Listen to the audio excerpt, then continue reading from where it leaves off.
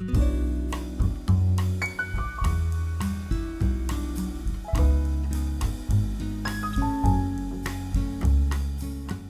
damos la bienvenida a todas las personas que se acaban de unir. Les agradecemos la paciencia que tuvieron en esperar estos minutos. Siempre, o en algunos casos, la tecnología es la que manda. Pero bueno, aquí estamos reunidas y reunidos con el gran privilegio de tener nuevamente entre nosotros a Yamila Sevilla, que va a coordinar este ciclo en el cual se van a presentar aspectos diversos de un tema que hoy nos convoca y nos ocupa, que es el lenguaje en la mente y en el cerebro. Ya veremos la diferencia entre ambos. Y la primera reunión, el primer encuentro, que es el día de hoy, va a estar a cargo de Leticia Correa. Vamos entonces a darle, para no demorarnos más, la palabra a Yamila, agradeciéndote, Yamila, enormemente todo esta organización, este esfuerzo enorme que resulta hacer estos encuentros. Creo que estamos convencidas y convencidos que vale la pena. Así que el Centro de Estudios de Hermenéutica, cuyo director es Carlos Ruta, les da la bienvenida y les agradece muchísimo todo este lujo. Listo, gracias Laura. La presento brevemente a Yamila. Por supuesto, es un lujo, como dijo Laura, tenerte otra vez con nosotros y te agradecemos tu generosidad y compromiso con este ciclo. Bueno, la voy a presentar brevemente, podría decir mucho más, pero me voy a tratar de ser lo más breve posible. Yamila Sevilla es doctora en lingüística por la Universidad de Buenos Aires. Es profesora de la Facultad de Filosofía y Letras de esa universidad, donde dicta la materia neurolingüística y forma parte, además, del Comité de Ética. Es también investigadora independiente del CONICET en el Instituto de Lingüística. Ha actuado como profesora invitada en diferentes universidades de Argentina y del exterior. Estudia las bases neurobiológicas y cognitivas de los procesos de producción y comprensión del lenguaje y de la lectura. Se interesa principalmente por el procesamiento sintáctico en poblaciones con y sin patologías a lo largo de la vida. Temas sobre los que ha publicado varios capítulos de libros y numerosos trabajos científicos en revistas de la especialidad.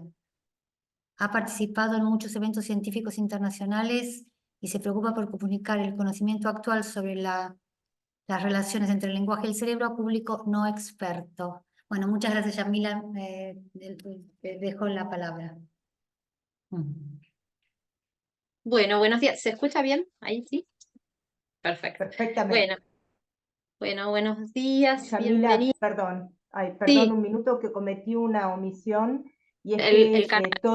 claro, Sí. discúlpenme, por el apuro de empezar me olvidé de explicarles que cada persona tiene en la barra de herramientas abajo un símbolo que es como un mundillo, y ahí pueden optar sobre qué canal cliquear.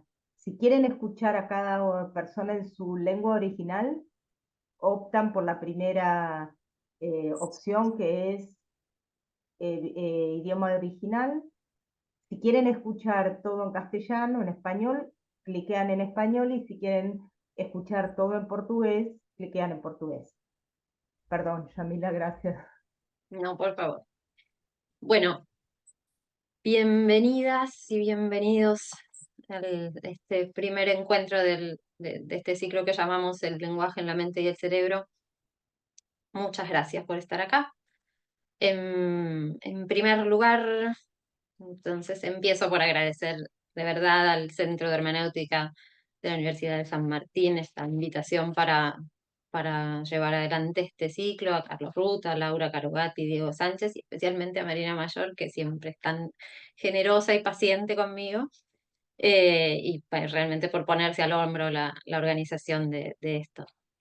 Y agradezco también, claro, al Instituto de Lingüística de la Facultad de Filosofía y Letras de la Universidad de Buenos Aires, mi casa, por sumarse con tanto entusiasmo a la propuesta de coorganizar esto. Justamente, de hecho, para el conocimiento, de formar redes siempre fue fundamental, siempre es fundamental, pero en estos tiempos en los que la verdad es que el sistema científico y las instituciones públicas están tan permanentemente en cuestión, hacer pie en nuestros vínculos, en la posibilidad de mantener redes institucionales y en el compromiso de todos los que formamos parte de ese sistema, de sacar de los laboratorios y poner en diálogo con la comunidad el conocimiento de excelencia que se produce adentro, la verdad es que son especialmente vitales. Entonces, el sentido de este ciclo es por eso traer a nuestro entorno el mejor conocimiento que los colegas del mundo están produciendo en este pequeño ámbito de la ciencia que es el nuestro. Y de eso se trata este ciclo, de mostrar lo que sabemos hoy, lo que nos seguimos preguntando sobre el lenguaje, quienes lo estudiamos como un proceso psicológico, mental y en su dimensión biológica. Y entonces a lo largo de estas charlas lo que vamos a ir anunciando, lo que vamos a hacer es hablar de cómo funciona el lenguaje en la mente en distintos momentos de la vida. Desde antes de nacer, como hoy, hasta la vejez, en la oralidad y en la lectura, cuando todo va bien y cuando hay problemas, o trastornos de distintos tipos. Y como nos gusta empezar por el principio, hoy vamos a abrir este ciclo hablando de adquisición del lenguaje con una invitada que, como ya se dijo, es un lujo, un verdadero privilegio. Es muy de verdad para mí un honor presentar a Leticia Sicuro Correa, que va a presentar su conferencia Adquisición del lenguaje en las interfaces, implicancias para el trastorno del desarrollo del lenguaje. Leticia es lingüista, primero, lo cual ya es un orgullo gremial. Y es doctora en psicolingüística por la Universidad de Londres. Actualmente se desempeña como profesora titular en el programa de posgrado de estudios del lenguaje en la Pontificia Universidad Católica de Río de Janeiro. Fue investigadora visitante en muchas universidades, entre ellas la Universidad René Descartes de París y la Universidad de Nova de Lisboa. Además, fundó y coordina actualmente el LAPAL, el Laboratorio de Psicolingüística de Adquisición del Lenguaje de la PUC de Río. Desde ahí formó y dirigió a un montón de investigadores y viene desarrollando un programa de investigación con una agenda propia, que es un programa que es monumental, especialmente para la región, desde mi punto de vista, por lo riguroso y sistemático sobre la adquisición y el procesamiento del lenguaje en adultos y en niños con y sin alteraciones, con una perspectiva que integra ejemplarmente para mi teoría lingüística y los paradigmas de experimentación en modelos de procesamiento, además originales. Bueno, quiero agregar que desde acá consideramos que tu trabajo, Leticia, es una guía y un modelo siempre. Así que con mucho orgullo de tenerte acá, te dejo la palabra. Muito obrigada, Jamila, pela sua apresentação. Fico muito honrada com essas palavras. É um grande prazer estar aqui. Pena não poder estar junto de vocês, né? Que sempre seria bom poder estar em Buenos Aires também. Mas a internet facilitou também, por outro lado, essa possibilidade de nos encontrarmos. É com grande prazer que eu venho aqui trazer um pouco dessa visão, como a Jamila falou, uma visão que eu busco que seja integradora, né? Entre teoria linguística, psicolinguística e possíveis aplicações. Eu vou apresentar aqui um roteiro. Eu quero me desculpar por não estar falando em espanhol, porque sempre quis falar, mas tive vários amigos falantes de espanhol no tempo que eu morei na Inglaterra. Eu aprendi bem a entendê-los, mas não aprendi a falar. Então, eu estou falando em português.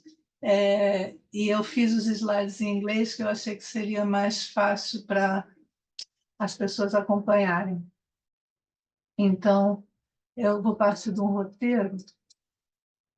Então, eu vou começar falando de alguns enfoques sobre, algumas abordagens, na verdade, sobre a aquisição da linguagem, falar um pouco da concepção do problema da aquisição da linguagem, da concepção de língua na fase que eu chamo de pré-minimalista, porque um programa de pesquisa que a gente vem desenvolvendo no LAPAL, no laboratório, ele consiste em integrar a concepção de língua veiculada no programa minimalista da linguística gerativista com questões relacionadas a processamento, tanto buscando caracterizar um modelo de processamento que possa incorporar uma caracterização de como é que a gramática alimenta esse processador, quanto no sentido de considerar como é que essa concepção de língua veiculada no programa minimalista apresenta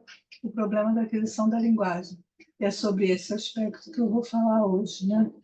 Então, fazer essa caracterização inicial da fase pré-minimalista, dessa virada minimalista que é como eu observo, essa dinâmica da teoria, falar um pouco da importância do que é chamado de traços formais e da informação que se coloca nas interfaces entre a língua e os sistemas que atuam no desempenho linguístico, e ver uma maneira de conciliar ou reconciliar os enfoques linguísticos e psicolinguísticos da aquisição da linguagem, porque a gente observa ao longo da história que, embora a psicolinguística e a teoria linguística gerativista tenham tido uma fase de grande euforia inicial na década de 60, depois da década de 70, a gente vai vendo caminhos que vão se tornando um tanto paralelos e uma certa dificuldade de articulação. E, no meu entendimento, com a proposta do programa minimalista, isso fica mais possível estabelecer um diálogo entre teoria linguística e psicolinguística. E aí eu vou falar um pouco dessa conciliação e vou trazer o que eu estou chamando de uma teoria procedimental de aquisição da linguagem, que não é uma teoria original, totalmente original, eu vou incorporando aspectos que vêm sendo desenvolvidos no âmbito da psicolinguística, articulando com conceitos da linguística gerativista, porque isso, em geral, não é muito feito por todos. Vou incorporar a hipótese do bootstrapping, do desencadeamento fonológico, que foi desenvolvida no contexto da psicolinguística. Eu vou fazer uma leitura dessa hipótese com uma perspectiva, com uma concepção de língua veiculada no programa minimalista, falar dessa questão do pareamento entre o que seriam interfaces fonéticas e semânticas no processo de aquisição da linguagem, e falar de custo computacional nessa perspectiva. Fazer algumas previsões sobre o transtorno do desenvolvimento da linguagem a partir daí e fechar as considerações finais. Então, eu espero que eu consiga dar conta. Agora, também, se alguém depois quiser fazer alguma pergunta sobre outro aspecto do modelo, mais detalhado sobre... A gente também desenvolve no LAPAL um instrumento de avaliação da aquisição da linguagem que está até disponível online. Então, depois, se alguém tiver interesse em conversar sobre isso, também a gente está disponível para isso. Então, vamos começar. Então, quando a gente fala de abordagens para a aquisição da linguagem, nós podemos pensar em dois tipos de approach, dois tipos de enfoque. Um enfoque estritamente mais linguístico e um enfoque que eu chamo de mais psicolinguístico. No enfoque linguístico, estrito sensu, a gente tem como foco a língua interna, a language, né? que caracterizado em seus estados. Então, o foco está no que se representa como conhecimento na mente da criança, né? E o desenvolvimento dessa gramática, desenvolvimento no sentido de que essa língua interna seria algo que constitutivo do genoma humano, né? Seria algo com que o ser humano nasce com esse potencial de desenvolvimento, que à medida que entra em contato com o material linguístico, com o estímulo linguístico, essa língua interna vai se desenvolvendo e tomando a forma da língua da comunidade onde a criança está inserida, né? E aí a teoria linguística considera, vem buscando, né, ao longo da sua pesquisa teórica, caracterizar quais seriam as restrições para as gramáticas das línguas humanas, quais seriam os requisitos que essas gramáticas de línguas humanas teriam que satisfazer, que propriedades seriam essas, de modo a tornar a aquisição da linguagem algo factível por qualquer criança, independentemente da língua a qual ela está exposta. Nesse contexto, sempre se caracterizaram duas perspectivas. Uma de continuidade, que seria que o estado inicial da aquisição da linguagem, no estado inicial, a criança já teria à sua disposição todas as restrições, vamos dizer assim, que se aplicariam ao tipo a maneira como os dados da aquisição vão ser incorporados por ela, vão ser reconhecidos e tratados como língua, e uma hipótese da maturação, que considerando a língua interna como um órgão interno, um órgão da mente, algo de natureza biológica, estaria sujeita a processos maturacionais, com o desenvolvimento do cérebro, como outros processos de desenvolvimento. Nesse contexto, a aquisição da linguagem passou a ser caracterizada ao longo do tempo, particularmente na década de 80, como sendo uma questão de fixação do valor de parâmetros que diferenciam as línguas humanas. As línguas humanas obedeceriam aos mesmos princípios organizacionais, os mesmos princípios da combinatória dos seus elementos, mas elas variariam em função de determinados parâmetros. E caberia à criança, diante da vivência linguística, da vivência numa comunidade linguística, fixar o valor desses parâmetros de acordo com os dados a que ela está exposta, né? Então, nesse sentido, o desenvolvimento vai ser caracterizado em termos do que um estado particular da língua interna licencia para mudança gradativa nessa gramática. Então, o foco está no que a criança tem na mente como forma de conhecimento. E a hipótese original é que esse processo de aquisição da linguagem ele não seria conduzido por mecanismos semelhantes ao de aquisição de outras formas de conhecimento. Haveria o que Chomsky caracterizou nos anos 60 como um Language Acquisition Device, que seria como se um termo utilizado para o que se considerariam ser uma série de recursos do cérebro humano, né, que permitiriam que a criança adquirisse conhecimento linguístico. Isso seria específico desse domínio. Nesse contexto, a aquisição da linguagem é estudada basicamente com base em dados da produção espontânea e com tarefas de compreensão ou de julgamento de gramaticalidade, julgamento de aceitabilidade, tarefas mais reflexivas para a criança. Então, esse é um enfoque tradicional de uma abordagem estritamente linguística vinculada à linguística gerativista. Nos enfoques psicolinguísticos, a gente tem mais variedade, né? A gente tem o foco nos procedimentos, né, de identificação de gramática ou nos procedimentos de aprendizagem de uma língua.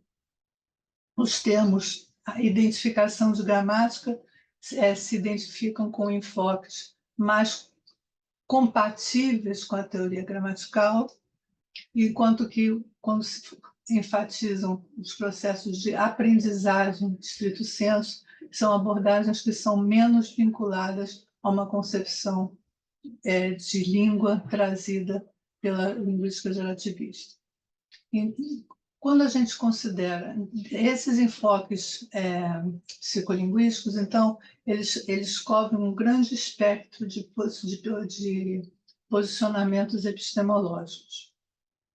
Tanto os posicionamentos mais racionalistas, que assumem que existe uma base de conhecimento com o qual o ser humano nasce e interage no ambiente como já partindo de alguma coisa específica de um domínio, como o domínio da linguagem, e outros que são enfoques mais empiristas, que assumem que existem processos de aprendizagem gerais, de natureza mais probabilística e que se aplicam a diferentes domínios. Então, a gente tem um espectro grande e a gente tem posições que eu até considero mais kantianas, eu costumo chamar de mais kantianas, porque elas têm algo de racionalista, mas também não no sentido de que consideram que as propriedades do aparato processador humano determinam o tipo de conhecimento que se pode adquirir, mas, ao mesmo tempo, consideram as possibilidades de influência da informação externa no resultado desse processo. Né? Então, quando a gente considera a identificação de gramática, nesse contexto da pesquisa psicolinguística, ela está sendo sempre visto em interação com o desenvolvimento de habilidades de processamento. E, nesse contexto, o custo de processamento aparece como um possível determinante do curso da aquisição da linguagem em diferentes línguas. Então, embora a aquisição da linguagem siga um curso de desenvolvimento razoavelmente semelhante entre línguas, aspectos que diferenciam as línguas, como aspectos da morfologia, que podem diferenciar bastante as línguas, podem determinar diferenças nesse curso de aquisição.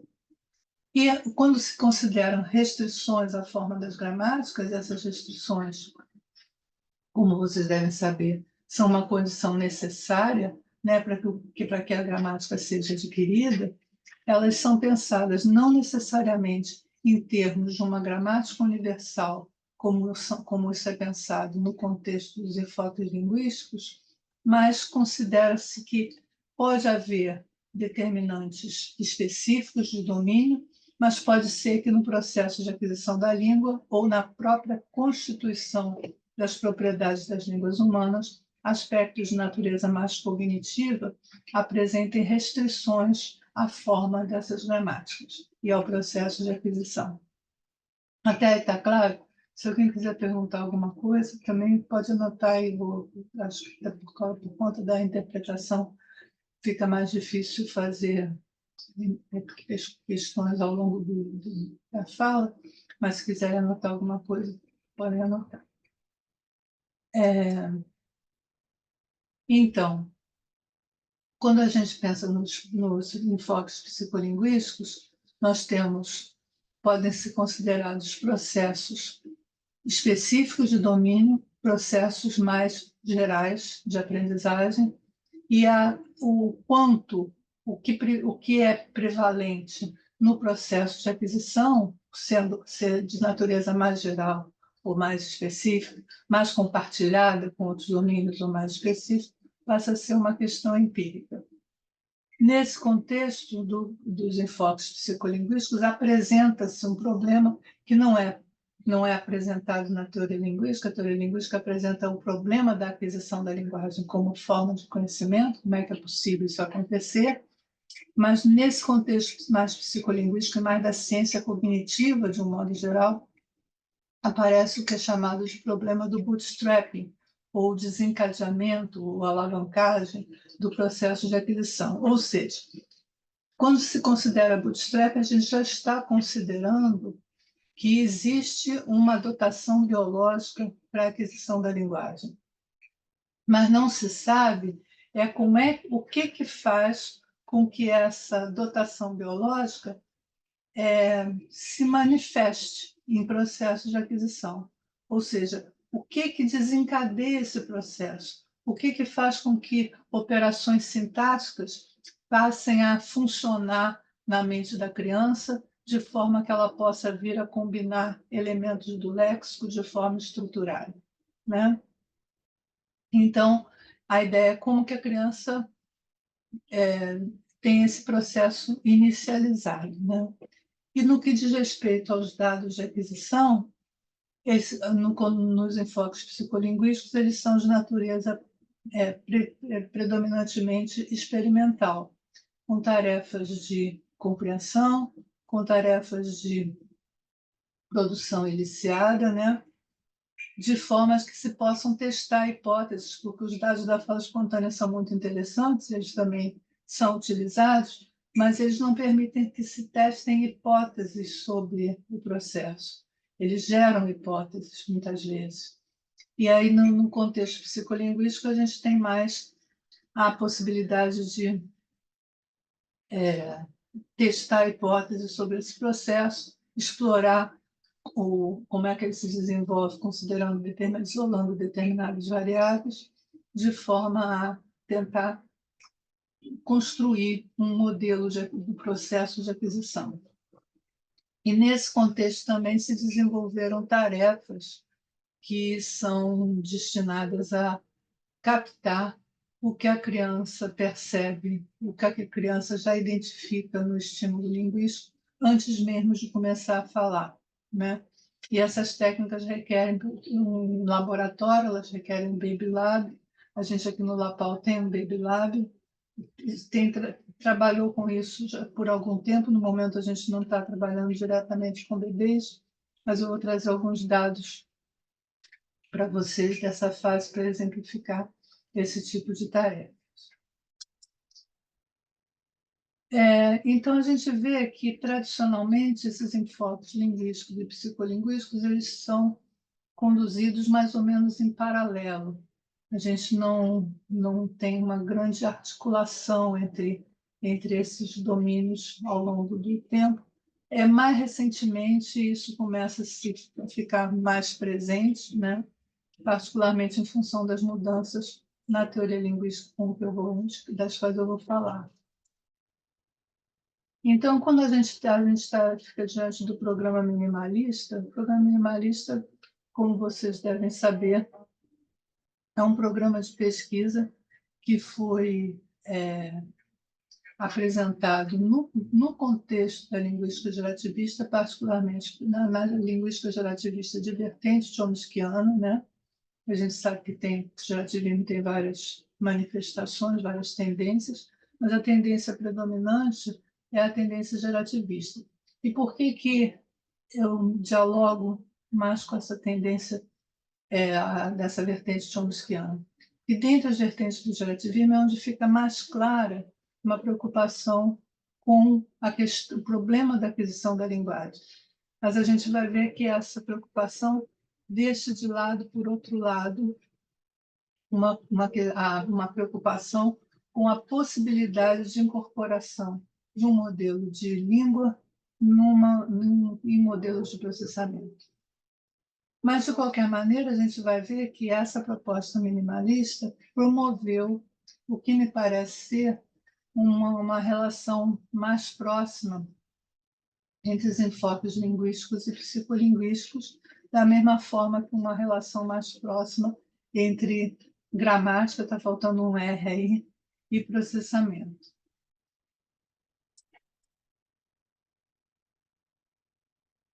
E no contexto, então, falar um pouquinho sobre a era pré-minimalista, que vai do meados do século XX, né, nos fins dos anos 50, entrando pelas décadas de 60, 70 e chegando à década de 80, quando se caracteriza que é o chamado contexto da teoria dos princípios e parâmetros ou da teoria da regência e ligação. Então, nesse contexto, nessa fase pré-minimalista, existe o foco da teoria linguística é apresentar um modelo de gramática, apresentar uma teoria que atenda ao que se chama de adequação explanatória. O que é adequação explanatória? É que o modelo de uma gramática gerativa ele não deve ser apenas capaz de gerar, no sentido de explicitar, todas as sentenças da língua e somente elas. Ele deve se apresentar de forma tal que tenha propriedades que permitam que aquela gramática seja adquirida por qualquer criança. Então, isso é o que significa adequação explanatória. Nos primeiros momentos, havia uma preocupação também por parte de Chomsky, em associação com George Miller, que era um psicólogo, psicolinguista, né? Um psicólogo cognitivo, até ele tinha uma formação behaviorista, mas ele se interessou muito no contexto da revolução cognitiva de meados do século passado, se interessou por questões relacionadas a processamento linguístico, se interessou por questões relacionadas à gramática. Chomsky chegou a pensar com Miller em construir um modelo procedimental, um modelo algorítmico do falante da língua, e esse modo que incorporasse uma gramática na sua configuração.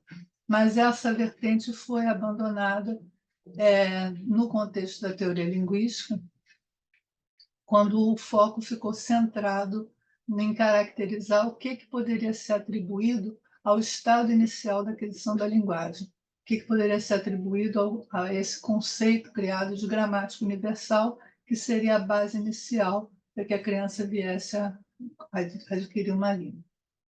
Então, nesse contexto, né, então, dos anos 60 até os anos 80, houve várias mudanças no modelo de gramática, e houve uma mudança bastante radical em 81, quando se apresenta que, diferentemente da ideia de que a criança teria que adquirir as regras da língua que ela está exposta, ela não teria que adquirir as regras da língua.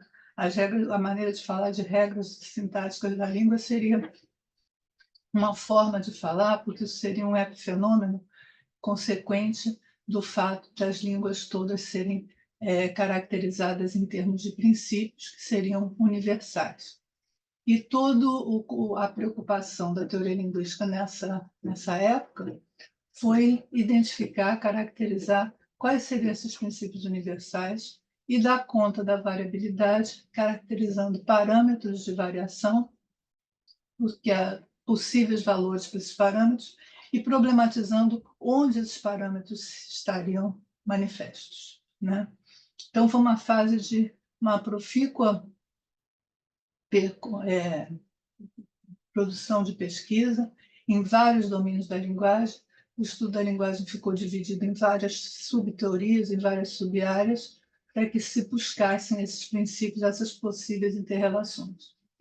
Mas, ao mesmo tempo, nesse momento, não havia nenhuma preocupação, no contexto da teoria linguística, com a questão da processabilidade daquele conhecimento.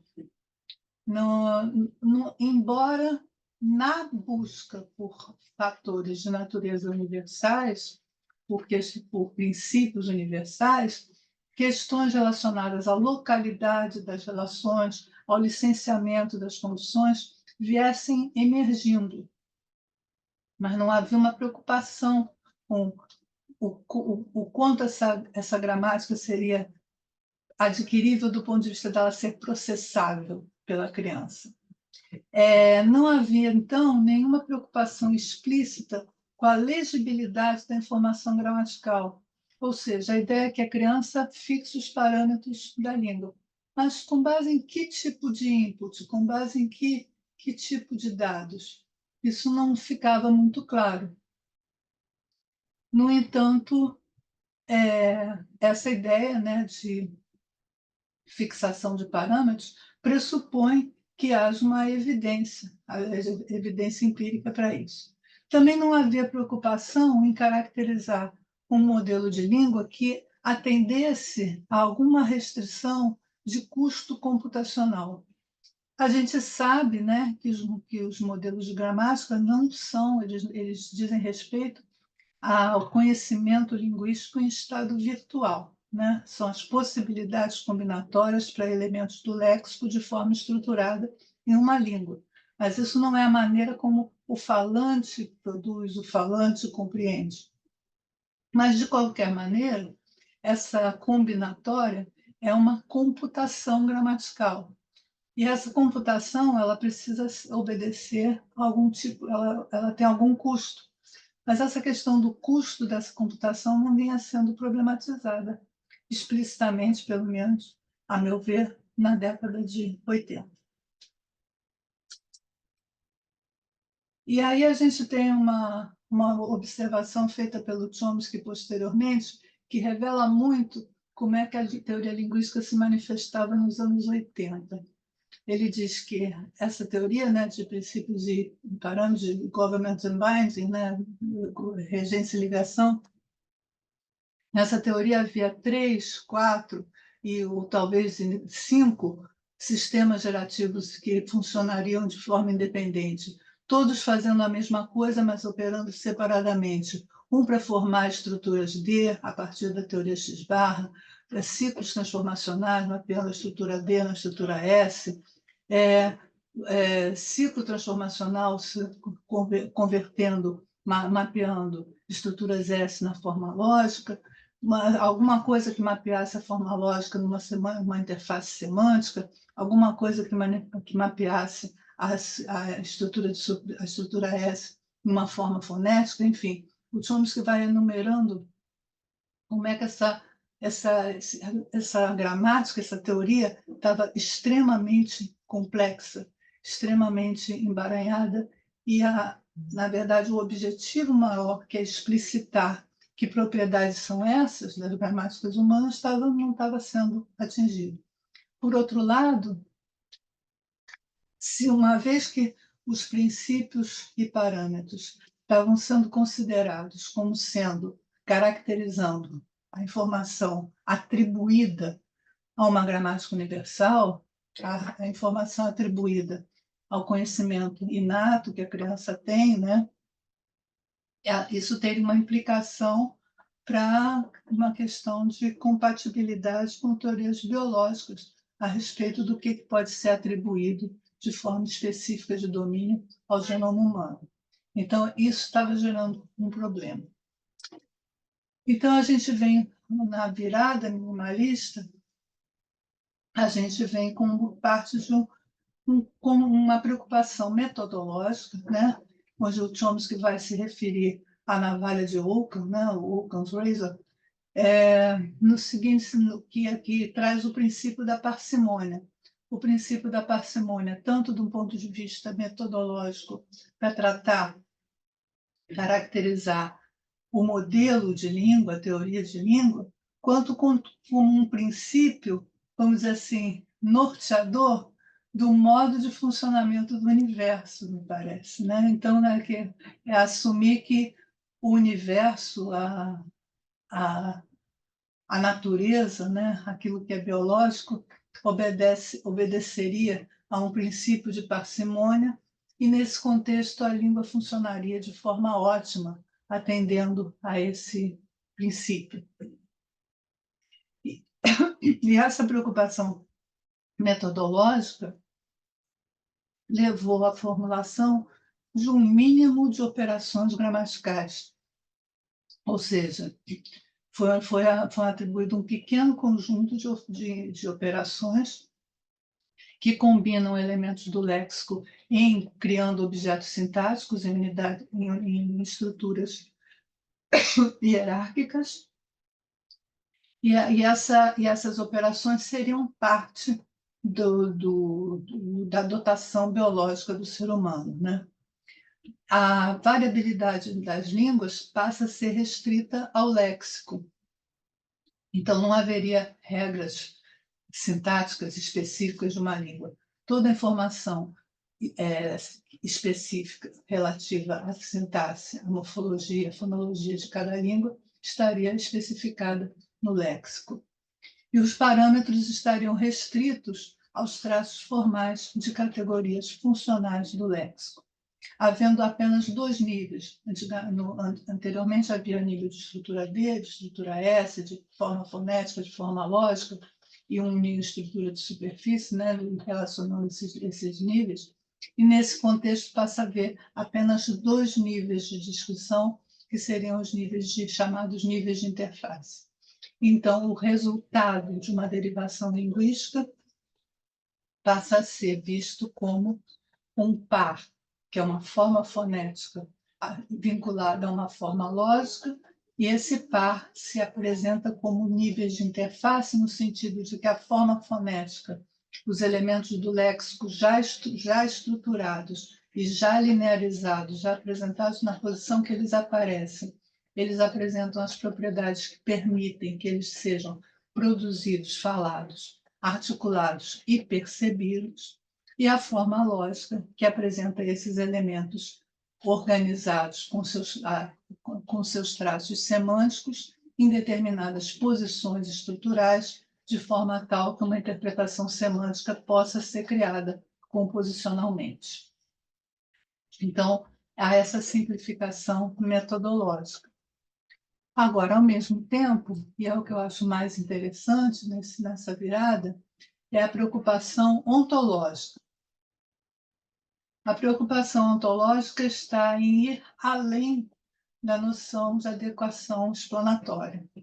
Ou seja, não basta para a teoria considerar que tem que apresentar um modelo de língua que seja adquirível por qualquer criança. A ideia é considerar por que esses princípios estariam atuando. O que estaria por trás desses princípios que estão sendo atribuídos a uma gramática universal. Então, o Chomsky se propõe a buscar o que ele chama de principled explanation, né? Fica meio estranho falar uma explicação de princípios para os princípios, mas, na verdade, a gente tem a busca de uma fundamentação, né? Dos fundamentos do que seriam os princípios da gramática. E há uma preocupação em tornar toda a informação gramatical, toda a informação gramaticalmente relevante, que ela esteja visível, gramaticalmente relevante para a aquisição da língua e para os sistemas de parsing, os sistemas de análise sintática, que essa informação esteja legível nessas interfaces, forma fonética e forma lógica. E as restrições à forma e ao funcionamento das línguas humanas passam a ser vistas como imposições dessas interfaces. E como essas interfaces são interfaces da língua interna com os sistemas que atuam no desempenho linguístico, né? Então, com os sistemas conceituais, com os sistemas intencionais, com o sistema sensório-motor, mesmo com a própria memória que atua na produção, a gente vê que se considera que as restrições que se apresentam às línguas humanas, às línguas naturais, para que elas sejam adquiríveis, são restrições impostas pelos sistemas que atuam no desempenho linguístico. Então, reparem, a teoria linguística tinha seguido uma estratégia de pesquisa desde o início, que era considerar o estudo da competência dissociado do estudo da performance, do desempenho. A teoria linguística se concentrando com o estudo da competência e buscando, através do estudo da competência, chegar ao que seriam os princípios ou as bases para que as línguas se tornem adquiríveis. Nesse processo, o que se chegou à conclusão? Que aquilo que torna as línguas adquiríveis é o fato delas serem passíveis de serem processadas pelo aparato processador humano. Então, reparem que a ideia de desempenho passa a ser incorporada na própria noção do que vem a ser uma gramática de língua natural. Então, a gente vai tendo que essas restrições, né, essas imposições das interfaces, vão ser imposições que levam em conta eficiência computacional e que levam em conta a economia da navalha do Ockham, né? E todos os princípios que foram caracterizados ao longo da década de 80 na proposta de princípios e parâmetros, eles não deixam de ser considerados, ou seja, a teoria não deixa de ser uma teoria de princípios e parâmetros, mas esses parâmetros todos convergem para um único princípio, que é o princípio da interpretação total, da interpretação plena nas interfaces da língua com os sistemas de desempenho. Então, a gente nota que, nesse momento, a noção de adequação explanatória e a noção de processabilidade passam a ficar profundamente articuladas, profundamente misturadas, né? Relacionadas. Até aí tudo bem, eu espero. Então, a gente vê uma outra passagem do Chomsky, que ele vai considerar que para sistemas computacionais tais como a língua, nós naturalmente esperamos descobrir conceitos de eficiência computacional que nos levem além da adequação explanatória e investigar como esses princípios se relacionam com princípios de natureza de caráter mais geral, que podem se manifestar, podem estar presentes em outros domínios, em outros organismos e podem mesmo ter explicações mais profundas. Então, nesse momento, a gente vê que a questão da aquisição da linguagem, a linguagem passa a ser vista como ela própria, articulada com toda a cognição humana, na verdade, com todo o organismo humano, na verdade, com todo o resultado de uma evolução biológica que se faz compatível, vamos dizer assim, com o modo de funcionamento do universo, né?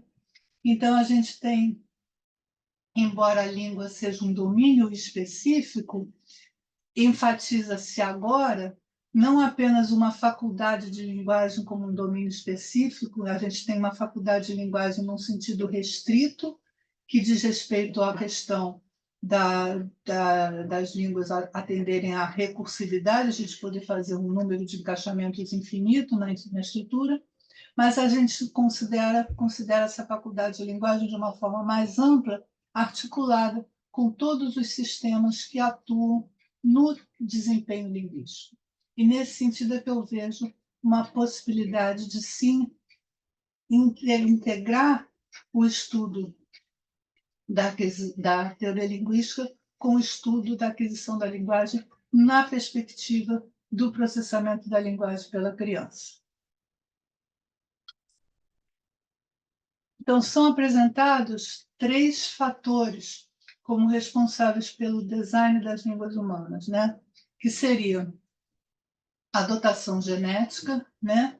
Que a gente vê a dotação genética nesse texto de 2005, ela é vista como aquilo que faz com que a criança interprete aspectos do seu ambiente como sendo uma experiência linguística, ou seja, aquilo que direciona a criança para dados linguísticos, fazendo com que esses dados sejam reconhecidos como tais, né? A gente fala da experiência que leva à variação e fala de princípios não específicos da faculdade de linguagem que atuariam nesse design das línguas humanas. O famoso terceiro fator, que surpreendeu muita gente do enfoque, que vinha trabalhando num enfoque estritamente linguístico.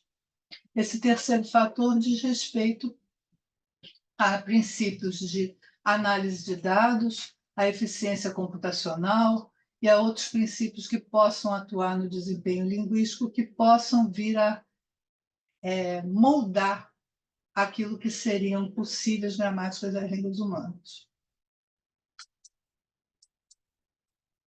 Então, em suma, as restrições para a forma das gramáticas passam a ser vistas como decorrentes do modo como essa língua interna se relaciona com todo esse aparato que atua no processamento linguístico. Toda a informação que se faz relevante para análise sintática e para interpretação semântica nas sentenças e para a identificação de uma gramática pela criança se torna legível nas interfaces entre a língua interna e os sistemas que atuam no desempenho. A aquisição da linguagem, então, vai envolver dar início, né, inicializar, vamos dizer assim, um sistema computacional universal e a fixação de parâmetros exclusivamente no léxico. E, crucialmente, os traços formais se tornam legíveis nas interfaces. Os traços formais, o que são? São as propriedades dos elementos do léxico que são reconhecidas por esse sistema, por essas operações computacionais. Elas garantem a autonomia dessa computação sintática, mas elas têm propriedades semânticas que se tornam legíveis nas interfaces. Então, esses traços formais eles são caracterizados como interpretáveis e não interpretáveis. A questão interpretáveis no sentido de que tem uma base conceitual, tem uma base intencional. Os não interpretáveis dizem respeito apenas ao que é trabalhado internamente na computação, na derivação de sentenças, na computação gramatical. E eles são equivalentes esses traços formais são equivalentes a símbolos numa máquina de Turing, por exemplo. São equivalentes a elementos que são tratados como desprovidos de significado, enquanto eles são combinados entre alguém que tem uma propriedade positiva e outra negativa, vamos dizer assim, para que se combinem. Então, eles garantem a autonomia desse processamento sintático, embora eles tenham uma base conceitual intencional que vai se tornar visível nas interfaces. Então, aquilo que é não interpretável é só operacional na computação sintática, na computação gramatical, mas não está visível para a criança como tal, não está visível para o ouvinte, para o leitor como tal, não está presente no resultado da fala como tal, nos níveis de interface. Então, como eu já falei, esses traços codificam distinções de natureza conceitual, classificatória, né, e de um conceito de natureza intencional também, que são tomadas como gramaticalmente relevantes, distinções que são relevantes de um ponto de vista cognitivo, até por uma necessidade de sobrevivência da espécie humana. Então, a gente vai ter distinções que estão presentes em todas as línguas, né, e outras que são específicas, mais específicas de determinadas línguas. E são propriedades que permitem que objetos sintáticos expressem, né, codifiquem e expressem relações conceituais lógicas, relações de sentido. E a gente vê, então, que os seres humanos seriam, então, geneticamente dotados de meios para distinguir nos sons da fala ou em seus correlatos, se a gente está falando de língua de sinais, presente nesse meio em que a criança está, e serão a reconhecer nos dados da fala o que seria informação de interface. Então, o que a gente está chamando de informação de interface é considerar que o input linguístico, os dados que a criança recebe, eles não são simplesmente um contínuo de sons, ou eles, uma vez que esses sons sejam segmentados, eles não são simplesmente uma sequência de elementos do léxico.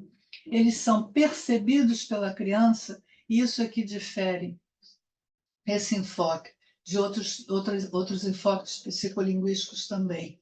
que buscam caracterizar como é que a criança lida com esses sons ou com essa sequência de elementos do léxico de forma probabilística apenas, a ideia é que a criança não lidaria com isso de forma apenas probabilística, porque ela já tomaria isso como produto de uma língua interna do seu interlocutor, ou seja, produto de algo semelhante ao que ela traz. Então, traria isso, perceberia os dados da aquisição como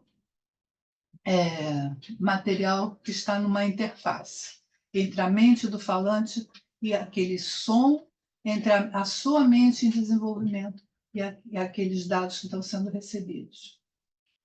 Então, como é que seria esse processamento da informação de interface? Aí a gente tem que, por conta do que se observa como legibilidade nas interfaces, tudo que diz respeito a traços formais, a essas propriedades que permitem a combinação dos elementos do léxico de forma estruturada, esses traços formais eles se manifestam nas interfaces de forma sistemática. Então, eles se manifestam em padrões, se manifestam em padrões de ordem de palavras, se manifestam em padrões morfológicos, se manifestam em padrões fonológicos. Então, na verdade, tudo na língua que é captável, que é tomado como gramaticalmente relevante, atende a um determinado padrão. Então, a gente vai ver que a aquisição da linguagem nas interfaces significa que a criança vai tomar esses dados da fala, a criança tem acessível para ela imediatamente o som da fala, e ela vai tomar esse som como identificando padrões que são reconhecidos como pertencentes a uma interface fônica, a uma interface fonética. Então, esses traços formais, eles passam a se tornar visíveis nesses padrões morfofonológicos, na ordem das palavras, em configurações sintáticas específicas. E aí, princípios relacionados àquele terceiro fator, princípios relacionados à análise dos dados, podem operar nesse input linguístico de forma, se aqueles princípios vão operar de forma efetiva e eficiente, assumindo-se que a criança está reconhecendo esse material como sendo informação de interface. Então, reparem que a criança recebe, daqui a gente tem um espectrograma do som da fala, então os dados que a criança recebe são esse contínuo de som que variam em propriedades relacionadas à amplitude, frequência e intensidade, e a partir das diferenças entre formantes, a partir dos padrões de intensidade variada, elas vão segmentar esses dados da fala, que é uma tarefa fantástica que a criança vai fazer, como se tivesse... Tem uma fala de um personagem do livro do Chico Buarque aqui, que ele fala que ele caiu do avião na Hungria, e aí ele escuta aquele idioma e não consegue segmentar nada, então ele diz que é como se eu tentasse cortar um rio à faca. Então é como se essa criança pegasse esse fluxo e tivesse que cortar aqui aquele fluxo todo e segmentar. E se ela não tiver uma dotação específica para isso, essa tarefa pode se tornar impossível, inviável, né? Então, tem um trabalho da Puxinchi, que trabalha com a percepção da fala desde o bebezinho, né? Que ela diz que a análise que os bebês fazem dos sons da fala é guiada pelas propriedades que são relevantes para a gramática, para a identificação da gramática, desde os primeiros dias.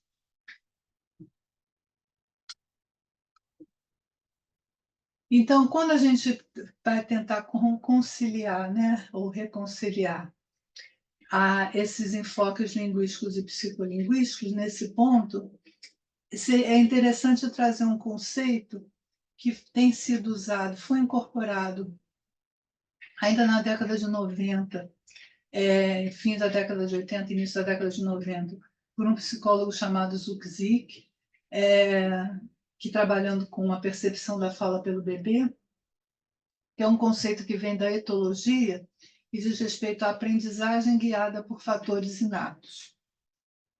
Quando a psicolinguística, essa vertente da psicolinguística fez uso desse conceito, aprendizagem guiada por fatores inatos, ainda foi numa fase que a teoria linguística estava trabalhando com a ideia de princípios e parâmetros como gramática universal. E aí a gente vê que a aprendizagem guiada por princípios inatos, ela tem um compromisso com uma dotação biológica, mas ela não está comprometida com a natureza específica de domínio ou compartilhada entre domínios desses fatores inatos. Então, na verdade, se a criança, a gente pode aproximar esse conceito de aprendizagem guiada por fatores inatos, considerando que a criança ela é levada a reconhecer padrões nos sinais da fala como informação de interface, ou seja, relevante para a análise sintática e para a interpretação semântica. E esse seria o primeiro dos 3 fatores apontados pelo Chomsky na proposta do minimalismo, né? Mas, ao mesmo tempo, a gente vê que os bebês podem se basear em análises estatísticas, em questões probabilísticas, que dizem respeito a recursos que não são específicos de domínio, são independentes de língua, desde que eles sejam guiados para reconhecer aqueles padrões sistemáticos, fazer aquela análise distribucional, não de uma forma totalmente indutiva, não de uma forma vindo do zero, mas como algo já guiado por essa dotação biológica. Então, a gente vê que quando aparecem princípios de análise de dados relacionados à análise probabilística, análise estatística, isso remete ao terceiro fator que foi trazido na proposta do programa minimalista para caracterizar o design das línguas humanas. Então, a ideia de gramática universal passa a ficar bastante restrita nesse contexto ao que seria talvez um sistema computacional universal linguístico, que também é uma questão empírica, o quanto as operações elas são específicas de domínio ou não. Mas a ideia de gramática universal fica mais relacionada com essa disposição para analisar os dados de uma determinada maneira, reconhecer no ambiente esse conjunto de dados como sendo dados linguísticos. Então, essa ideia de haver um programa, a gente vê que essa ideia de aprendizagem guiada por fatores inatos, ela está presente em várias formas de vida, né, em vários tipos de animais que vão seguindo, né, por exemplo, as tartaruguinhas que vão seguindo a linha do horizonte quando saem do ovo, os pintinhos que vão seguindo a mãe quando saem do ovo, os pássaros migratórios que seguem o pássaro guia, né, na sua direção. Então, a gente tem uma série de disposições biológicas para lidar com o ambiente de determinada maneira, né? Então, isso aí seria trazido para o contexto da linguagem humana. Então, isso faria com um desdobramento rápido, né, de um complexo de padrões comportamentais diante da presença do input adequado durante um período sensível, durante uma fase em que o cérebro tem plasticidade suficiente para lidar com esses dados de determinada maneira. Então, a gente sabe que desde lá do Lenenberg, na década de 60, a gente tem a ideia de que existe um período crítico para a aquisição da linguagem, um período sensível para a aquisição da linguagem. Então, isso teria a ver com esse esse desdobramento dessa disposição biológica para perceber os dados do ambiente de determinada maneira. E, sendo que, nessa visão, esse conjunto de recursos que permitem ver os dados de uma dada maneira e processá-los podem fazer uso de processos que são recursos específicos de domínio ou não.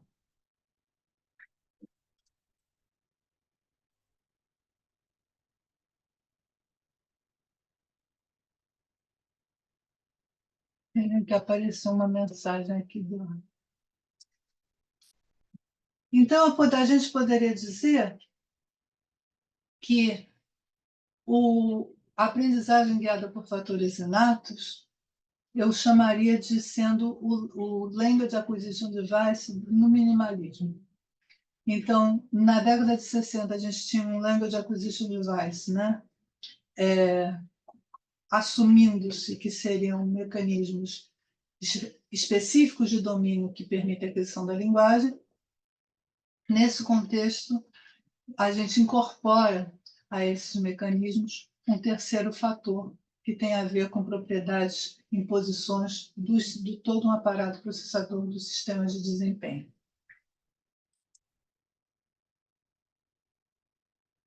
Então, diante desse conceito então, de interface,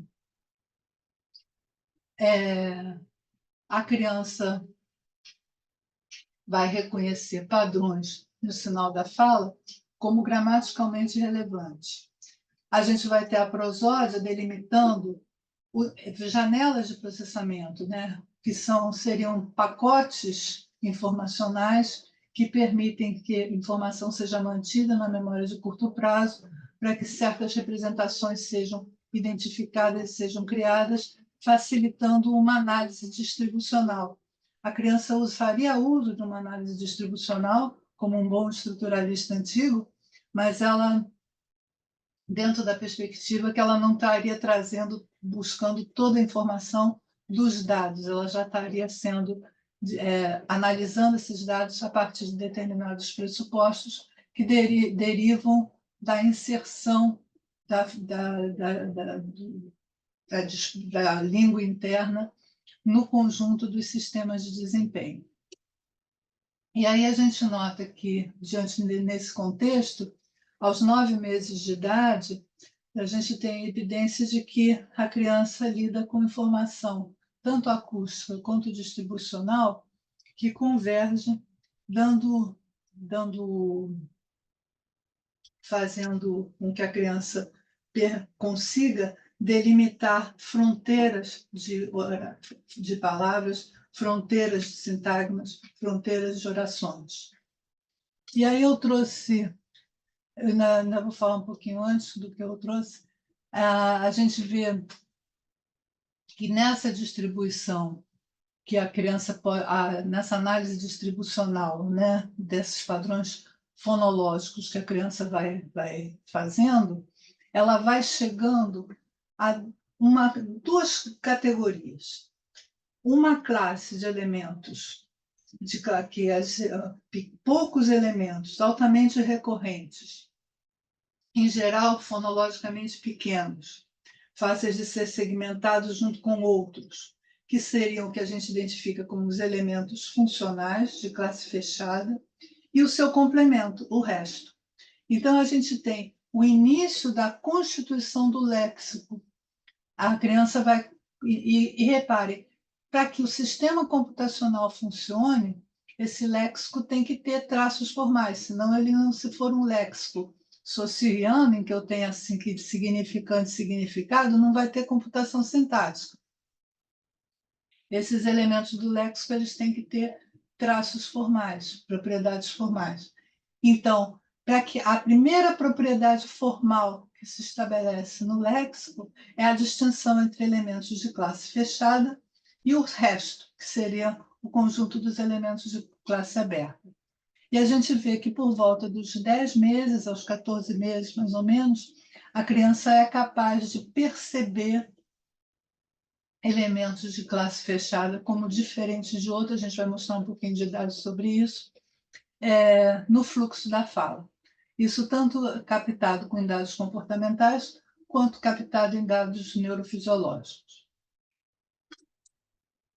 Então, o que eu vou trazer para vocês, isso aqui é uma foto antiga dos primeiros bebês que ocuparam o Lapao. A bebezinha está numa tarefa de escuta, né? Escuta, que a gente chama aqui em português de escuta preferencial, mas o termo em inglês é o Red Turn Procedure, que criou o paradigma do Red Turn, que partia da ideia de que a criança vira, ela tendo estímulo acústico vindo de um lado e de outro, ela vira a cabeça para o lado que ela prefere ouvir. E ela pode preferir ouvir estímulos de um tipo ou de outro tipo. E a técnica experimental consiste em variar o lado de onde vem determinado tipo de estímulo e depois a gente soma os tempos de escuta para cada tipo de estímulo, independentemente do lado onde eles ocorreram, a partir do tempo que a criança ficou com a cabecinha virada para determinado lado. Então, um dos primeiros trabalhos que a gente fez na busca, né, de identificar como é que a criança entra nessa interface, né, como é que ela constitui esse léxico inicial, foi um trabalho com determinantes, foi feito junto com a tese de uma aluna minha. Então, a gente apresentava 2 tipos de dados. Era a fala fluente. Então, contava uma história normal, como se fosse, por exemplo, um dia uma formiguinha andava no galho de uma árvore, quando uma folha caiu em seu pezinho. E vai continuando a história que a criança está ouvindo. E uma história, a mesma história, em condição modificada. Eram várias historinhas na versão normal e na versão modificada. E, nesse caso, estávamos modificando só os determinantes. Então, dia, Ara e formiguinha andava no galho de área árvore, quando Ara e folha caiu em seu pezinho. Então, os artigos, e nós na época consideramos também pronomes demonstrativos, eram modificados sistematicamente e a criança ouviu uma história ou outra. E as crianças preferiram mais ouvir a história normal do que a história modificada. Esses bebezinhos, na época, estavam com 11 a 14 meses. Então, com isso, a gente percebe que a criança já está distinguindo esses elementos. Tem um outro estudo que eu acho até mais surpreendente, interessante, que a gente fez alterações fonológicas em ditongos que podem ser flexões verbais. Então, por exemplo, em português a gente tem acabei, acabou, então são desinências, flexões, né, de tempo passado, correu, subiu. Então, a gente tem esses afixos, que são afixos de tempo e aspecto, né? E a gente teria, então, alterações nesses afixos, fazendo coisas como acabal, acabum, corrói, subei, que seriam modificar os ditongos de forma que eles ocupam a posição desses afixos, alterando a sua realização. E nós alteramos também os mesmos ditongos, mas não em afixos, em raízes nominais.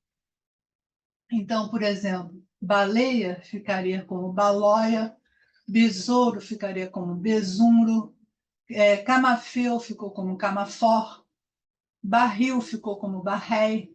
Então, a gente teria desinências, alterações também em palavras de classe aberta. E aí, da mesma forma que o outro, nós apresentávamos historinhas normais e modificadas, ou modificadas nos afixos, ou modificadas nas raízes nominais. Então, por exemplo, o rei descobriu uma lagoa e estabeleceu uma lei. É só minha, o plebeu partiu e o besouro não mais se banhou. E vai por aí afora. As crianças não estão entendendo a história. A gente faz uma história mais ou menos coerente, coesa, mas as crianças não estão entendendo, mas elas estão vendo um fluxo da fala que poderia ser natural para ela. E aí vem o rei descobriu uma lagoa e estabeleceu uma loja. E aí vem, e prebeu partei, o besouro no mais se banhou. O hebreu com enfurecer-se e mandou secar a lagoa. A gente não pode alterar, não alterou todos os elementos, mas alguns, para não ficar um som muito diferente para a criança. E as modificadas nas raízes, o Roy descobriu uma lagoa, estabeleceu uma lória e por aí afora. E o que a gente nota é que houve uma diferença significativa entre as historinhas normais e as historinhas modificadas nos afixos, mas não houve uma diferença entre as histórias modificadas normais e as modificadas nas raízes nominais. E há uma outra evidência de que a criança percebe, né, essa distinção do que são os elementos estruturadores, quais são os elementos responsáveis pela formação de estruturas gramaticais. E aí, nesse conceito, a gente vai retomar, né, a hipótese do bootstrapping fonológico, considerando, então, que essa distinção entre elementos de classe fechada e elementos de classe aberta formam um par mínimo de traços formais que fazem com que sejam duas classes do léxico, e havendo esse primeiro par de traços formais, marcado e não marcado, vamos dizer assim, positivo e negativo, isso seria o suficiente para desencadear as operações computacionais que seriam parte, né, dessa dotação biológica, uma vez que elas seriam universais. E, a partir daí, estruturas hierárquicas básicas seriam construídas a partir da combinação, né, do merge de elementos de classe aberta com elementos de classe fechada, e a possibilidade de esses elementos terem propriedades positivas e negativas, que envolve a operação que gramaticalmente é conhecida como agree, já desencadearia esse processo e atuaria dessa forma como ela própria, a própria língua em aquisição, como instrumento de aquisição de novas palavras, como instrumento de aquisição de novas distinções gramaticais.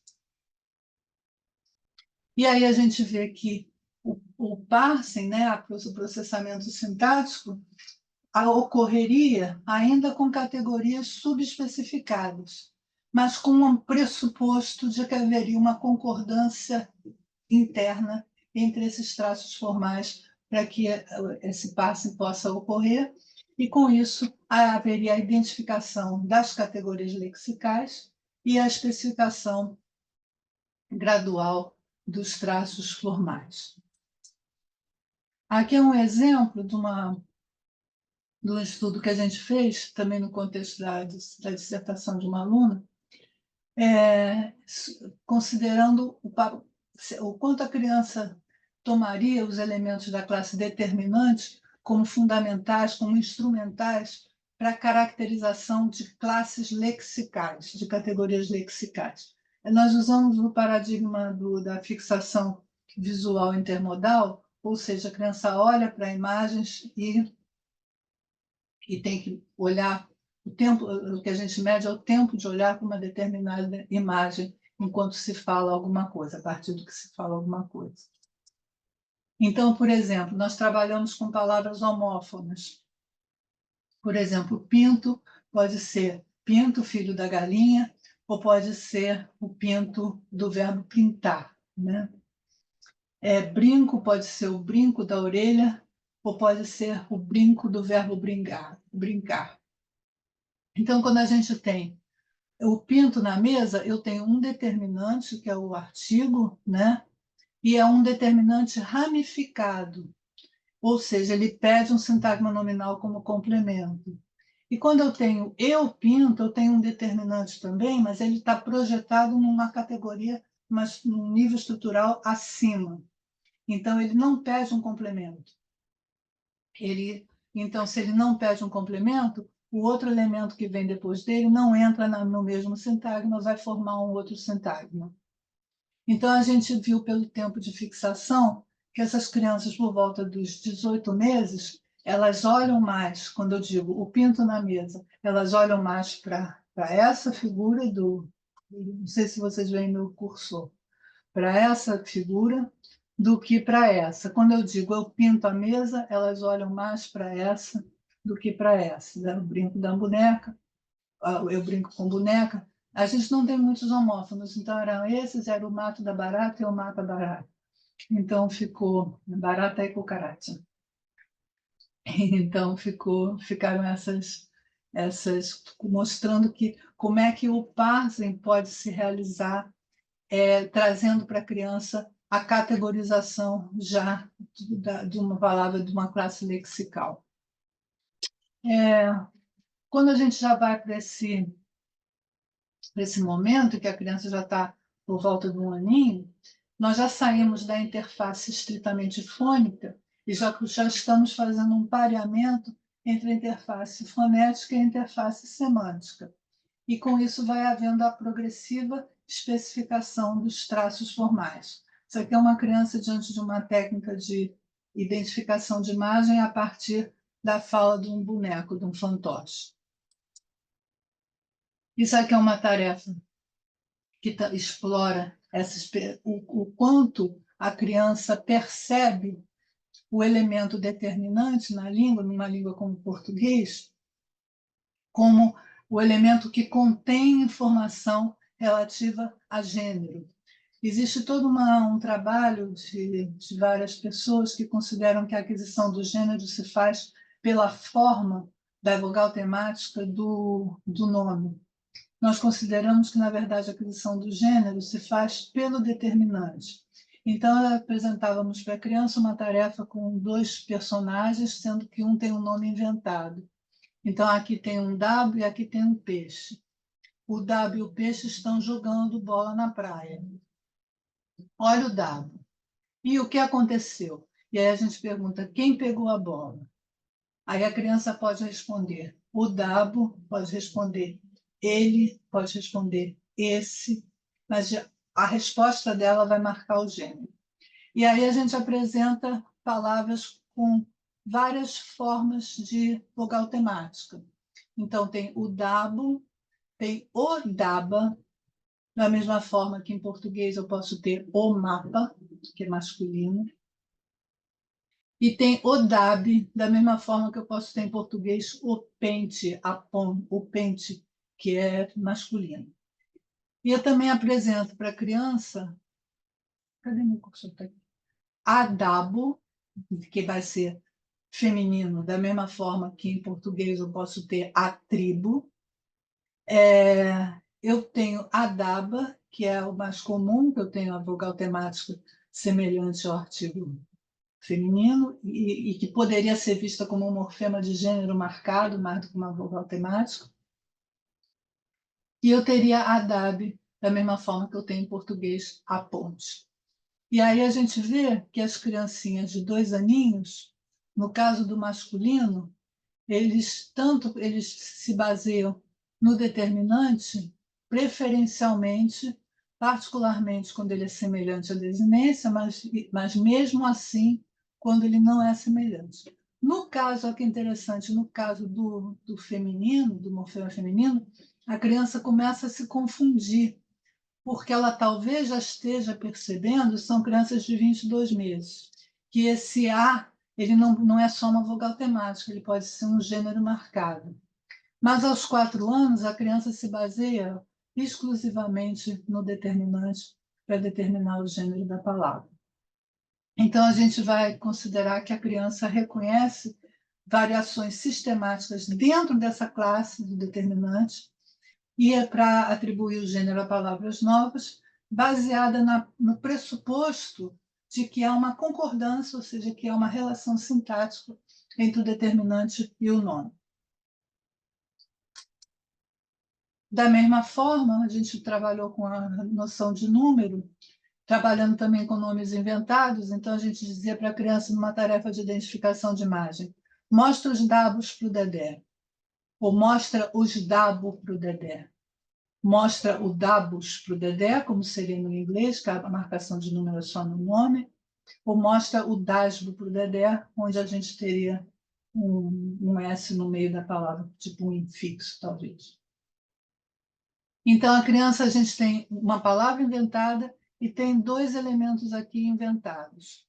Um está com uma numerosidade grande e outro é um elemento único. A ideia é que, se a criança interpretar os dados, se ela atribuir número plural para isso, ela vai preferir essa imagem do que essa. O que a gente obteve, a criança prefere, né, ela acerta nas relações de número que são gramaticais, mas reparem que em português, e a gente conduziu esse mesmo experimento em Portugal, o resultado foi diferente, um pouco diferente. Em português do Brasil, existe a possibilidade nós temos a variante padrão, em que eu falo os dabos, mas eu tenho uma variante não padrão que convive com essa, que é os dabo, e que a marcação é só no determinante. E as criancinhas de 2 anos, tá vendo? Elas já não têm, elas já tratam o marcado e não marcado praticamente da mesma forma e rejeitam o outro. As criancinhas de Portugal vão preferir esse menos que esse, mas vão preferir este mais do que os outros. Então, eles já estão sensíveis à variedade da língua a que eles estão expostos. Em suma, a gente percebe a progressiva especificação de traços formais via a análise sintática e a interpretação semântica fundada na referência, né? A gente vê que a morfologia marcada informa o valor que um determinado traço formal pode ter, deve ter, e isso vai sendo especificado via interface semântica e também através da referência. E aí a gente vê a questão do custo de processamento no processo de aquisição. Existe um custo de processamento na aquisição da morfologia, a gente sabe que a morfologia, por exemplo, a morfologia de gênero tem uma determinada língua africana, que eu não me lembro o nome, uma língua bantu, que tem 9 categorias de gênero, e certamente a criança vai levar mais tempo para identificar as categorias de gênero nessa língua, né, do que em outras. Na questão do número, tem línguas que têm número dual, paucal e outras categorias que vão trazer mais dificuldades. Mas, basicamente, essas distinções nesses elementos de classe fechada vão ocorrer por volta dos 2 anos de idade. Agora, a gente vai ter outras distinções que vão depender de informação não tão dentro de uma classe, mas em propriedades que se apresentam com padrões mais no nível da sentença como um todo. E aí a gente vai ter o custo computacional, que pode ser caracterizado em função do número de nós funcionais que vão sendo necessários para que a sentença seja produzida ou interpretada. Isso é uma hipótese da Célia Jacobowitz, que tratou particularmente da aquisição do francês, trabalhou particularmente com o crítico do francês, evidenciando essa hipótese. O grau de especificação dos traços formais que são necessários. Então, se eu vou ter, por exemplo, um traço que vai me caracterizar, um elemento que vai me caracterizar número, gênero, tempo, aspecto, modo, pode ser que uma dessas facetas leve mais tempo para a criança distinguir, como é o caso do modo no português brasileiro. E a gente tem outros elementos que trazem custo computacional, como, por exemplo, as operações de movimento. Existe uma discussão em que medida o custo está no movimento. Nas primeiras versões do programa minimalista, o Chomsky considerava que movimento era algo com custo. Depois ele passou a considerar que não, tendo em vista que todas as línguas têm essa possibilidade de displacement, de recolocação dos elementos na sentença, que o custo não estaria aí, mas o custo seria uma questão de interface. A gente considera que as operações de movimento elas acarretam um custo, no sentido de que elas alteram a maneira como a ordem canônica da sentença se apresenta. Às vezes esse custo é perceptível, é mensurável, às vezes pode não ser mensurável. Mas, em princípio, a gente vai considerar que as operações de movimento que são direcionadas pelo discurso, ou seja, a teoria linguística apresenta uma série de movimentos que posicionam os constituintes na ordem que eles se apresentam na língua. Esses movimentos que a teoria, na gramática, posiciona os constituintes onde eles se apresentam, eles seriam movimentos sem custo. Agora, os movimentos que são direcionados pelo discurso, passiva, relativa, interrogativa, eles seriam custosos no processamento. Eu não sei se eu estou passando do tempo. Eu não tô, você me fala se eu estiver passando do tempo, porque eu não estou sem relógio. Então, as estruturas custosas seriam, no caso, as passivas, por exemplo, que eu tenho o menino foi chamado pela menina, e eu vou precisar de que seja identificado a informação de interface para isso, seria uma dependência descontínua entre auxiliar e particípio, que vai informar que o traço voz pode ser atribuído a esse predicado. Quando eu tenho, e isso vai envolver não só essa identificação, como lidar com as demandas de memória que essa identificação acarreta. Outras estruturas custosas são as estruturas interrogativas, com o elemento que, né? Que menina o menino chamou? Quem o menino chamou? Então, a gente vai ver que essas estruturas são custosas. Em princípio, elas são custosas porque elas trazem um elemento de uma determinada posição para o início da sentença ou para o início da oração, mas elas vão ficar particularmente custosas se houver nessas condições em que há uma intervenção ou uma interferência de um elemento que é o sujeito da frase aqui. Que menina ou menino, esses sintagmas muito semelhantes podem causar uma interferência acarretando maior custo. Então, o que a criança precisa para isso? Para adquirir a passiva, ela precisa ter uma sensibilidade inicial a essa dependência descontínua entre auxiliar e particípio. E a gente vê que por volta dos 18 meses, vou mostrar para vocês, a criança já é sensível, mas ela não vai processar tranquilamente a passiva até por volta dos 4, 5 anos, quando a gente vai ver que ela é capaz de processar, porque ela pode ser primed, ela pode ser induzida a isso, mas não tem um custo que não é muito fácil, porque é dependente de toda uma estruturação de discurso. Então, esse trabalho foi feito com a metodologia da preferência, a atenção preferencial, da preferência visual, que é a mesma coisa que a virada da cabeça, só que se constatou que basta a criança, o tempo que ela olha para a imagem, é suficiente, ela não precisaria virar a cabeça para caracterizar. É uma variação da outra técnica. Então, a gente foi feito um experimento com crianças já de 13 a 20 meses, em que foi manipulado essa dependência. Então, eu dizia, o chão do meu quarto foi molhado, na cozinha o garfo foi babado, o queijo foi aguado, o melão foi cortado, numa historinha, e na história modificada a gente usava uma desinência, que é uma desinência da língua, ava, de pretérito imperfeito, mas ela não forma esse complexo. Então, fica o chão do meu quarto foi molhava, o garfo foi babava, o melão foi cortava, e aí para ver o tempo de escuta da criança.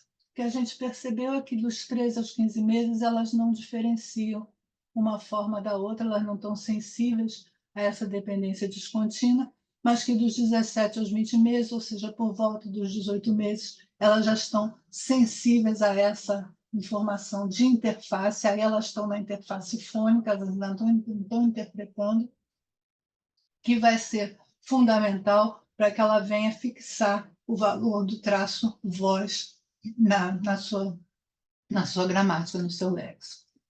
E aí, por volta dos 5 anos, a gente já criando um contexto em que eu tenho um joguinho, em que eu tenho o experimentador vai falar do Bob, que é o cachorrinho da brincadeira, vai dizer, o Bob foi mordido pela cobra, o Bob foi arranhado pela onça, o Bob isso e aquilo, o Bob está sempre como sujeito paciente, se isso seria o suficiente para fazer um efeito de priming para essa criança produzir a passiva. E a gente observou que a criança, aos 5 anos, ela tende a produzir a passiva quando tem esse priming. Então, ela já está com isso, de certa forma, incorporado na sua gramática, desde uma sensibilidade bem precoce. No caso das relativas, que foi a primeira coisa com que eu trabalhei há muitos anos atrás, a gente vê que, por volta dos 2 anos, a criança percebe que tem uma oração relativa, porque ela repete a principal, ela, no caso de uma oração relativa encaixada no sujeito, por exemplo, o cavalo que pulou a cerca, o cavalo que a vaca empurrou derrubou a cerca, ela percebe o cavalo derrubou a cerca, ela ignora a relativa, então ela percebeu aquela relativa. Aos 4 anos ela percebe, ela lida bem com as relativas de sujeito, mas as de objeto, que tem aquela interferência, ainda são difíceis, e essas relativas de objeto e as interrogativas com que, elas são custosas até mais tarde, até mesmo para adultos ou pacientes afásicos. Então, isso demora aqui, por exemplo, o material que a gente usa mostra a formiga que a abelha carregou. Então, a gente tem uma cena da abelha carregando a formiga, ela tem que mostrar aqui embaixo onde é que está a formiga, e aqui numa imagem mais complexa, a gente mostra o leão que o tigre empurrou. Então, a gente teria que a criança descobrir qual dos 2 leões foi aqui.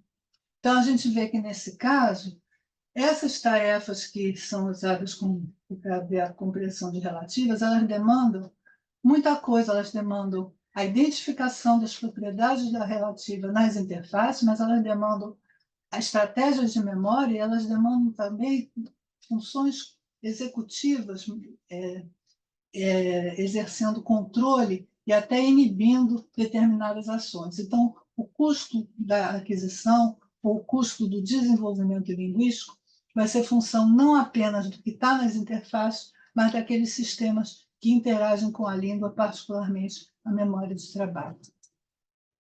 Então, aqui a gente tem o resultado dessas relativas de objeto, e aqui a gente, trabalhando com imagens simples e complexas, vê como é que a imagem complexa acarreta maior dificuldade.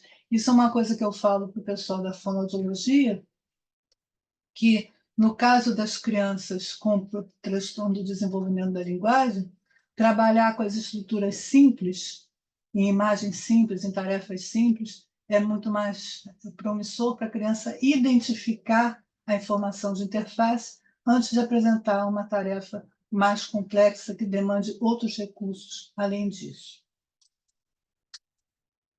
Em suma, o desenvolvimento parte de um interplay, de uma inter-relação entre a identificação dessas pistas que permitem a especificação dos traços formais, a recuperação de informação gramatical quando essas pistas são detectadas na compreensão ou na codificação da informação na produção, e a otimização de recursos de processamento, como memória de trabalho e outras funções executivas. E aí, com base nessa visão da Disculpas, aquisição... Leticia, tenemos 5 o 10 minutos para cerrar. Sim. Okay. Então, com base nessa visão do processo de aquisição, a gente faz algumas previsões para o transtorno do desenvolvimento da linguagem.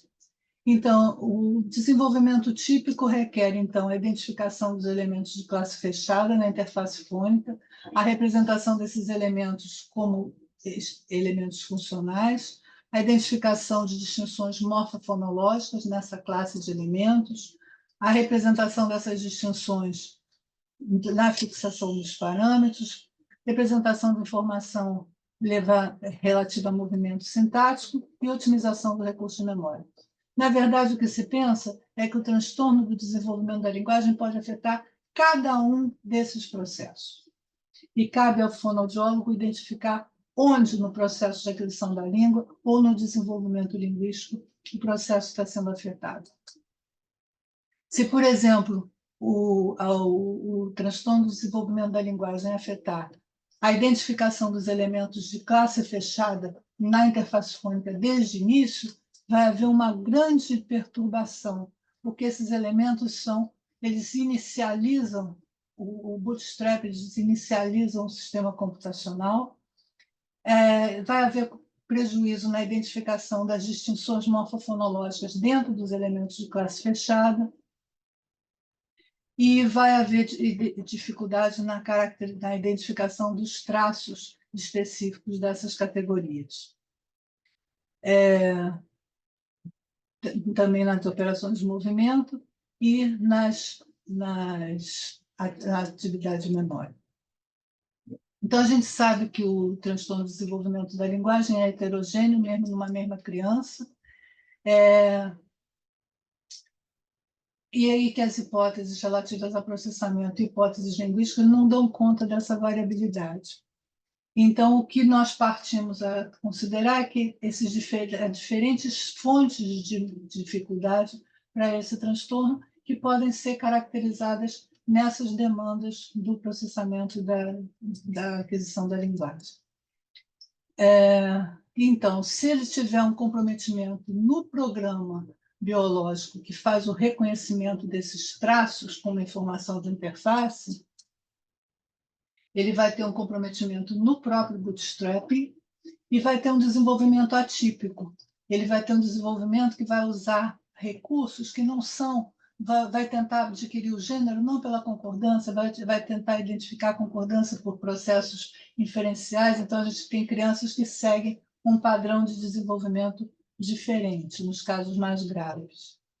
E a gente tem evidências tanto dos potenciais evocados por eventos, quanto de dados naturalistas, que a criança distingue. A criança com problemas de linguagem, ela tem dificuldade na distinção desses elementos de classe fechada.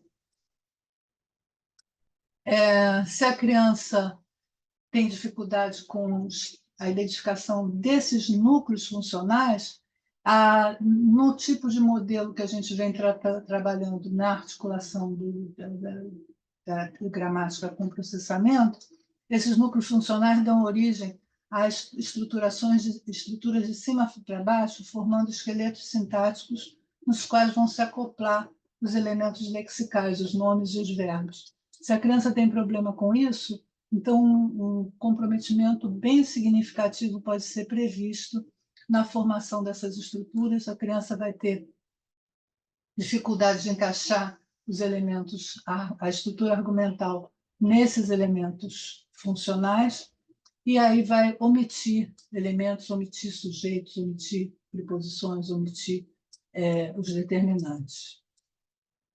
Então, a gente tem vários estudos que apontam para problemas no uso de determinante, nos auxiliares, fenômenos associados à força locucionária, omissão de sujeito, omissão de argumento, que a gente pode explicar nesse acoplamento desses elementos, dessas estruturas, que no nosso modelo não dá tempo de falar dele, mas eles são trabalhados em espaços paralelos na memória. Se afeta a identificação de variação morfofonológica, a gente vai ter um uso errático de gênero e de número, em casos bem graves. Tem até uma aluna que está com essa previsão, porque ela é fonoaudióloga e ela identifica distinções de gênero nos casos mais graves de TDL que ela tem. Se o problema está na busca desses elementos funcionais na hora que vai falar, mas não no reconhecimento, a gente tem a previsão de maior dificuldade na produção do que na compreensão, e tem dados comportamentais que também apontam para esse desbalanceamento em alguns casos. Se o transtorno de desenvolvimento da linguagem leva à dificuldade nessa informação de interface dessas estruturas de alto custo, por exemplo, no complexo auxiliar particípio, a gente vai ter uma dificuldade que as crianças apresentam na compreensão das passivas com reversibilidade de papel temático.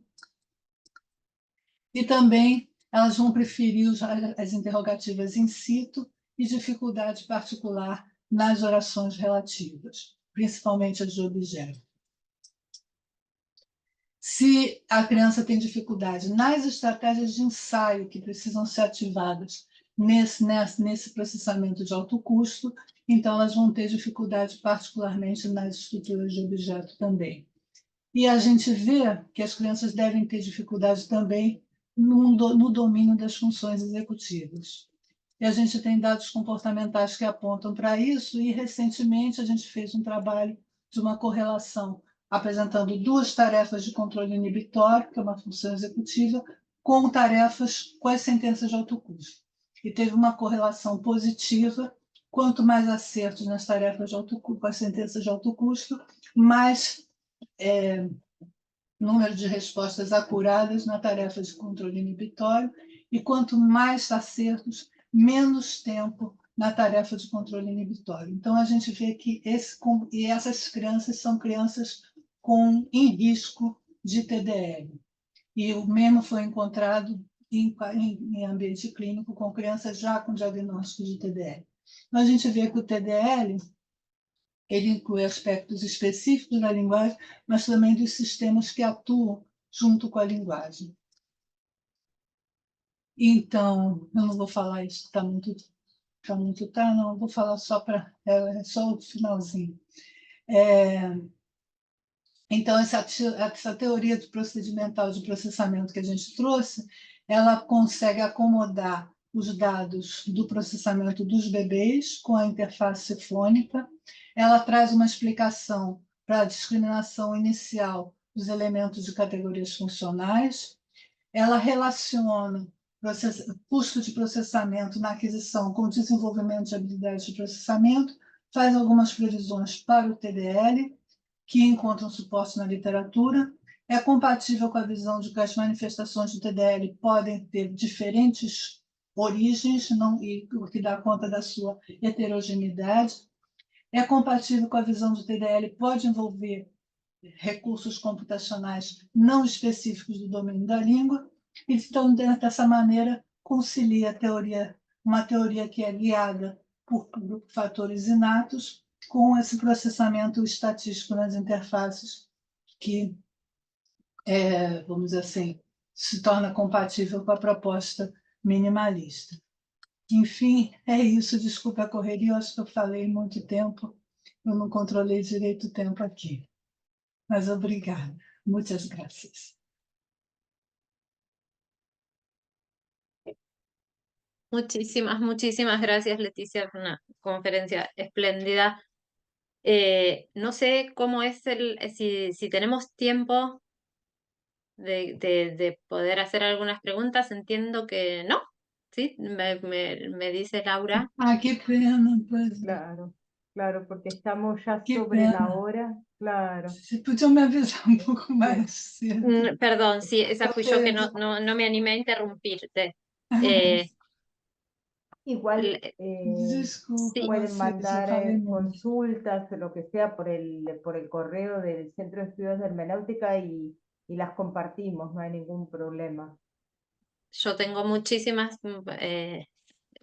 ganas de continuar la conversación. Tengo anotadas muchísimas preguntas porque fue verdaderamente muy rica en muchos aspectos, desde los epistemológicos hasta los de empíricos, y finalmente me parece que hay un montón de pistas para las personas que trabajan con trastornos del desarrollo del lenguaje que darían lugar a un montón de preguntas.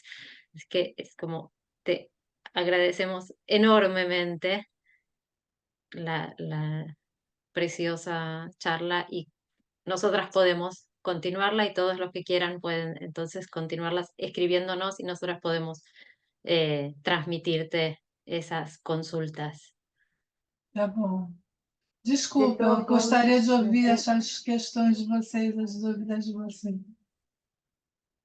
No, De por todos favor. modos, Yamila, como el ciclo sigue, también podemos, lo hablamos después tranquilamente, se puede en la próxima reunión dejar un ratito, eso podemos, es decir, el ciclo continúa, no es que termina hoy aquí, Perfecto. así que hay una No, continuidad. tenemos la limitación de la interpretación, Claro, si no sí, podíamos sí, seguir. sí, sí. Es Así que las sí, próximas, como son en castellano, podemos extendernos un poquito más. Así que quien quiera mandar alguna consulta, o bueno, lo podemos conversar todavía, cómo continuarlo en la próxima fecha, cuando tenemos la próxima presentación. bueno, Bueno, una, muchísimas gracias, Leticia. Leticia. Obviamente estás invitada, pero Un sabemos lujo. que estás muy ocupada, pero obviamente nos encantaría que nos acompañes en el ciclo. por Ah, supuesto. sim, seria bom que vocês me deem as datas que eu tento conciliar com... Claro que sí. Bueno, Dale, muchísimas Yamila, gracias te entonces comprometemos a para que lo todos. avises, pero no te preocupes, Leticia, no, sabemos que estás muy ocupada. Mm, Muy bien. mm. Bueno, muchísimas Gracias. gracias, Yamila. Un agradecimiento enorme. Y ahí en el chat también aparecieron muchos agradecimientos de la gente que tenía que ir Eu retirándose. estou vendo aqui as mensagens. Ujú. Bueno, muchísimas gracias entonces a Não, todos não foi también nenhuma por pergunta. compartir. Tá bom. Y yo te escribo, Leticia, porque tengo preguntas para hacerte. Obrigada. Então, Y Muchas gracias, Leticia. hermoso muchas Yamila, trabajo, gracias a un además. lujo. todos. Gracias. Tchau. Gracias.